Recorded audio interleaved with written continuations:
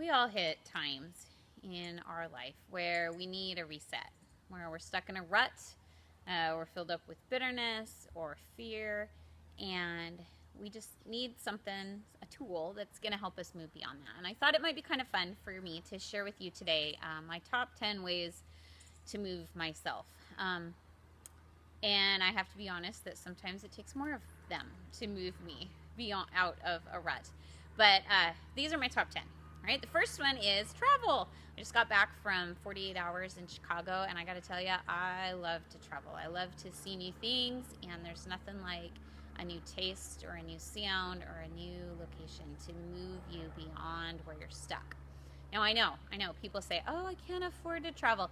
Here's my tip, all right? Look at your budget, because if you're doing Starbucks every day, you're paying for cable TV, those will not move you as much as a trip.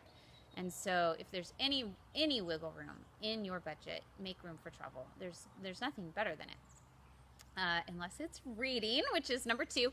I love to read, and reading will move me faster than anybody. I thought it might be kind of fun for you today if I did a quick what's on my list right now. So the first book that I'd love for everybody to read is by my good friend Jill Williamson. It's called King's Folly. This is a wild romp with a ton of characters, and I got to tell you, it's the first of a trilogy. So check out King's Folly. The second one is A Man Called Ove. I got this for my birthday, and I took it with me on my airplane trip. And I was sitting on the airplane, and I was in the middle of a 3-seat section. And over here by the window was a big burly guy. And on this side of the aisle was a big burly guy. And I'm in the middle, just reading my book like this, trying to suck into as small as I can, reading my book. And this book made me laugh, and as we were getting ready to prepare to land, it actually made me cry, like tears down my cheek, and I'm like, ooh, feeling like an idiot between these two big burly men. But I gotta tell you, there's nothing like a good book that will move me out of feeling stuck.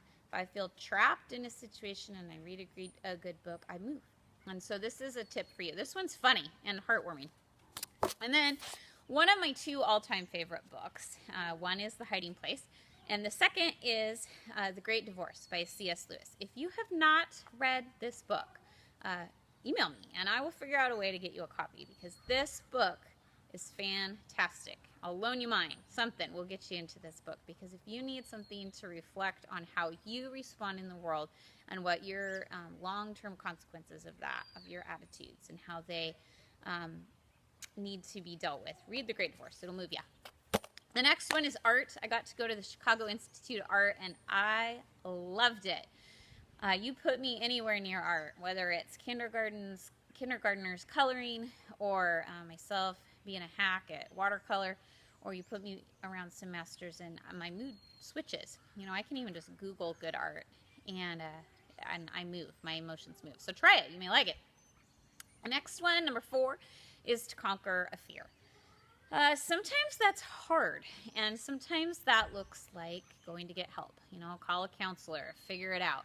I've done that version before. This particular fear, though, that I'm going to tell you about is when I conquered a fear of piano, playing a piano recital. And it's because when I was 16, I played piano, and I had to do a recital, and I was bad.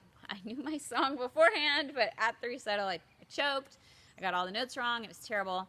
When I finished, it was silent, except for my grandfather, who stood up, gave me a standing ovation.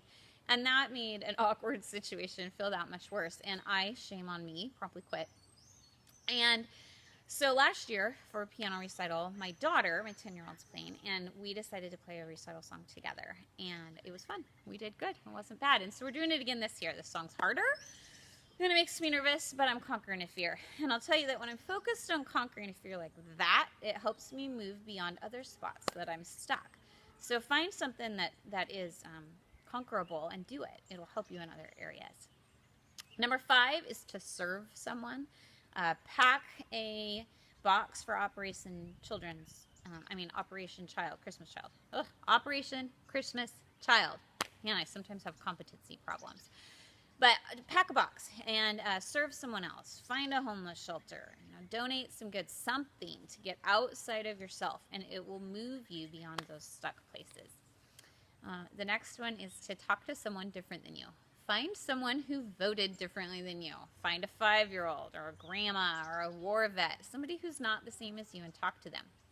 Now, may I state that you need to talk to them, not yell at them, not argue with them. Sometimes talking looks like respectful listening. Listen, you people, we can do this. We can talk to people who are different than us, and it will move you beyond a stuck place.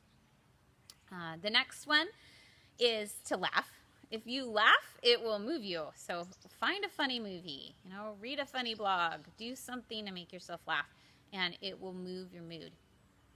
The next one, I believe I'm on 8, is to go move, walk, take a walk, see a new scenery. You know what? My view when I get outside my house and walk around the neighborhood, it lifts my spirits, and it helps me get perspective and the adrenaline when if I actually go for a run. I've got to get back at it.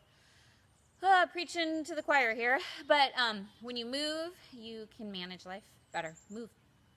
The next one is to try something new, whether that's cooking or writing or taking on a new sport. Try something new. It'll move you out of where you are. And then the 10th way that I have to move yourself out of a funk is probably the most important, and that is to pray.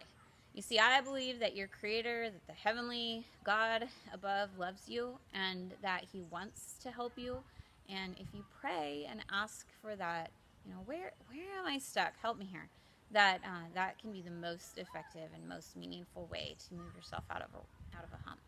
I wish you all the very best. Have a great day.